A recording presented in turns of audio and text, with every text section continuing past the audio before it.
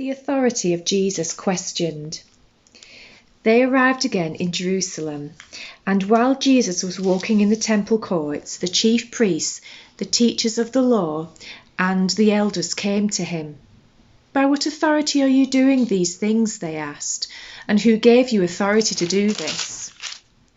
Jesus replied, "I will ask you one question. Answer me, and I will tell you by what authority I am doing these things. John's baptism, was it from heaven or from men? Tell me." They discussed it among themselves and said, "If we say from heaven, he will ask, then why didn't you believe him? But if we say from men," they feared the people, for everyone held that John really was a prophet. So they answered Jesus, "We don't know." And Jesus said, "Neither will I tell you by what authority I am doing these things." He then began to speak to them in parables. A man planted a vineyard. He put a wall around it, dug a pit for the winepress and built a watchtower. Then he rented the vineyard to some farmers and went away on a journey.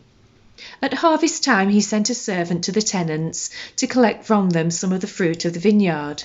But they seized him, beat him and sent him away empty-handed. Then he sent another servant to them. They struck this man on the head and treated him shamefully.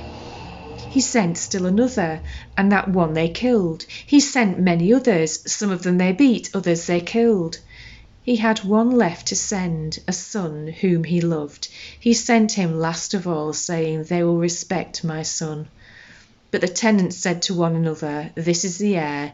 Come, let's kill him, and the inheritance will be ours." So they took him and killed him and threw him out of the vineyard. What then will the owner of the vineyard do? He will come and kill those tenants and give the vineyard to others. Haven't you read this scripture? The stone the builders rejected has become the capstone. The Lord has done this, and it is marvellous in our eyes. Then they looked for a way to arrest him, because they knew he had spoken the parable against them. But they were afraid of the crowd, so they left him and went away.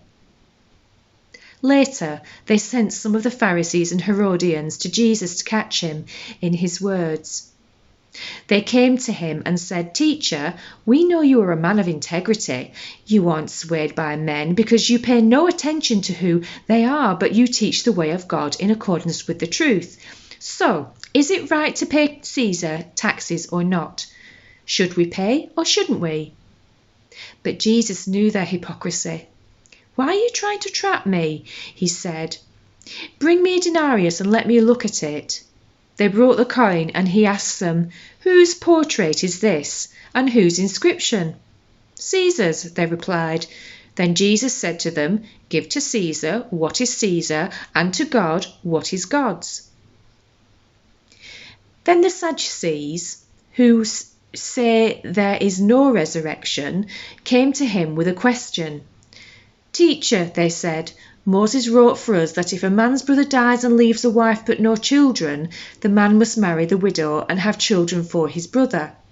Now there were 7 brothers. The first one married and died without leaving any children. The second one married the widow, but he also died, leaving no child. It was the same with the third. In fact, none of the 7 left any children. And last of all, the woman died too. At the resurrection, whose wife will she be, since the 7 were married to her?" And Jesus replied, "Are you not in error because you do not know the scriptures or the power of God? When the dead rise, they will neither marry nor be given in marriage. They will be like the angels in heaven.